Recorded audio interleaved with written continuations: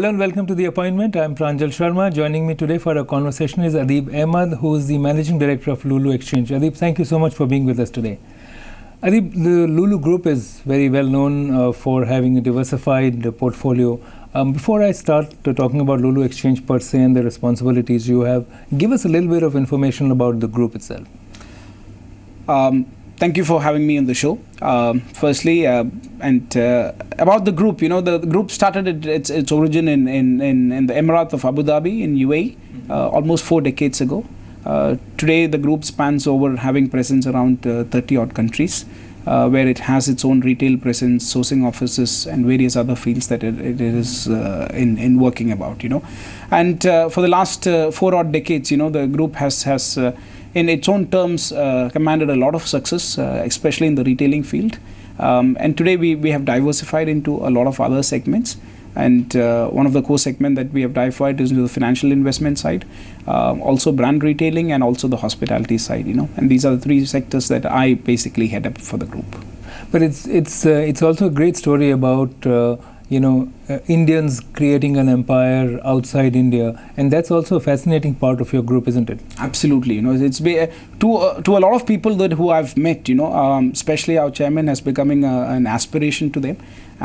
So we have larger responsibilities on our shoulders to live up to that expectations. So it becomes harder for us to look at him, learn, and the best element for us is today's time we have a better level playing field that has been developed because of all the hard works the team in the past have done. So today we have come to a more compatible field, and we feel that with the kind of ammunitions that we have from the past, we'll be able to excel. And today your group has revenues of more than $6 billion. 6.3 billion was the last figure. Yes. That's again a fantastic growth for the group. Absolutely. What are the elements which you're in charge of Lulu Exchange and retail and hospitality sector also? But tell us about what is it that Lulu Exchange does? So the Lulu International Exchange was a vertical that we started in the year 2008, and at that point of time we were deliberating on actually diversifying the group's interest, and for almost all last 4 decades we've always stood firm on retailing, which has been the core aspect of the group, And in 2008, when we decided to diversify, we did a large study, especially with DNT and other major players, to come out to understand what would be the most synergized elements that we can get into. And one such field that came out was into financial retailing. And this has been a core scenario. If you look at most of the retailers worldwide, whether it is Walmart, Tesco, Sainsbury, you will always find that financial retailing is a next step that would take up, And because we didn't have the expertise, we thought that, first, why not touch base on the lowest level, which is the remittance, but it becomes the mass market of the financial segment. We opened our doors in the year 2008. Today we are present in almost 9 odd countries. We have a collective outlet strength of around 134. And we last year closed with a total remittance volume of close to around $4.5 billion. So this remittance volume of $4.5 billion, is it India focused, or is it? Around 50% of this figure is what is flowing into India at this point of time, and rest is spread across subcontinent, Far East, and a smaller section into the European sector. That's fascinating, because in this remittance and the capital flow segment, there are many global enterprises. Absolutely. And in some ways it's a very competitive place. It is a very competitive place. How did you manage to carve a space for yourself? So it's been a very simple strategy. When a lot of people were thinking about how and what should be done when you enter the space, we kept our values very simple. Our values was to be a customer-focused organizations. Learn, listen to what your consumers wants, and then start learning from them. But are the consumers, because you're looking at the diaspora, especially from South Asia and this part of the world, not the Western Hemisphere, is it that your understanding of this sector was perhaps, or this segment of people, or is there a cultural affinity which helped you understand the market better? More than the cultural affinity, I think so it's the brand affinity, The brand has commanded a lot of things in the last 4 years, and now been expanded into another sector. People found that affinity with the brand. And they were a strong belief, and especially on the financial side, it's always towards that it's more about the trust factor. It's all about moving your hard-earned money from one area to another trust plays a very important aspect, and efficiency and speed is another major aspect that you would always want to have. When combined, we had a product that was catering out, and then when the store was opened up, we found a great response from the consumers, and that gave us enough confidence to start expanding on a faster note.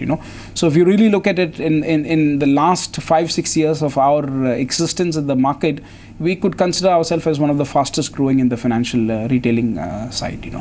That's an interesting piece, because remittance is usually individual run.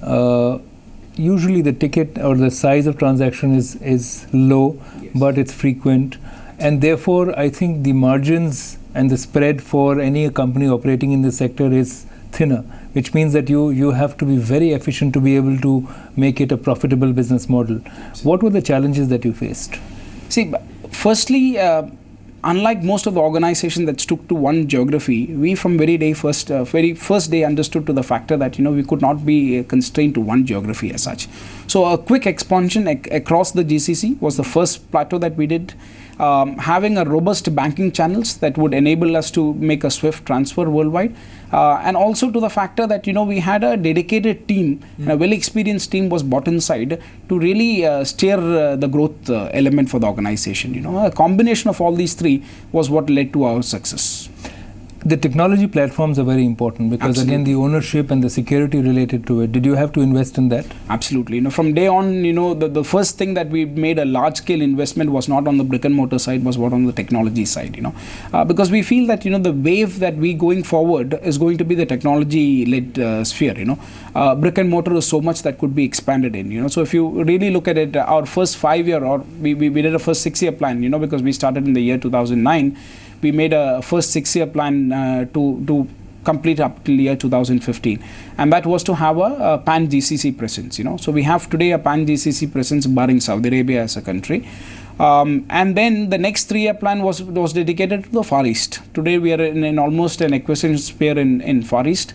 We're looking to have presence in 3 odd major Far Eastern countries, but the difference about what we would do in GCC versus the Far East is the factor that Far East will be mostly technologically driven.